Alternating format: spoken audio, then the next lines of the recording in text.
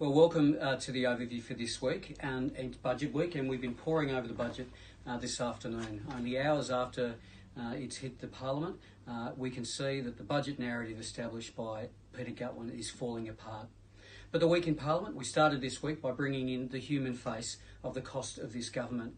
They're very good at hiding behind their numbers, faux announcements and re-announcements, but we brought in a couple of people that are feeling the pointy end of what this government is doing in health and in housing. On Tuesday, we brought in a young mum with 4 kids who is struggling to get access to housing. And in question time, the Minister's response was to quote a 1-800 number.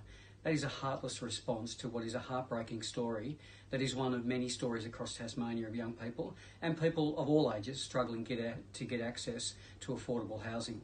On Wednesday, we brought in a young woman, a single mum, who is struggling to get access to appropriate healthcare at the Royal Hobart Hospital.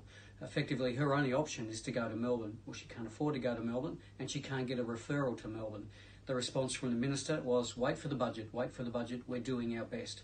Both of those stories illustrate the hard end and the result of what is a heartless government.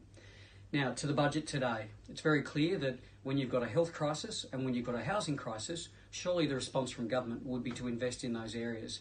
We're not seeing that investment, and the narrative from Peter Gutwein is that this is an infrastructure budget. But when you actually look at the facts, the state government contribution to infrastructure over the forward estimates over the next 4 years actually goes down. And it's only looking okay because the federal government money has invested in the Bridgewater Bridge. So it masks a reduction in infrastructure funding across the forward estimates, which is an absolute disgrace. And it's a dishonest line of argument put forward by the Treasurer. But let's also look at the numbers. They will, over the next 3 or 4 years, take us to $1 billion in net debt. This year alone, they're asking for just under half a billion dollars in savings in the public sector.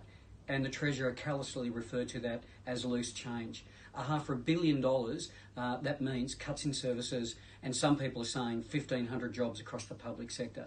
Well, they're job cuts the Tasmanian community cannot afford.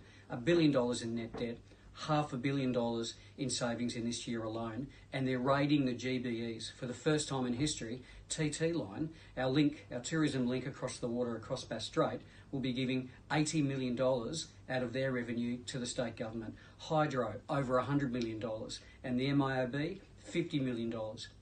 These are revenues from those businesses that the government is raiding to prop up their budget. This is not a good budget for Tasmania. 12 months ago, he said that we're in a golden age. We ask, a golden age for who?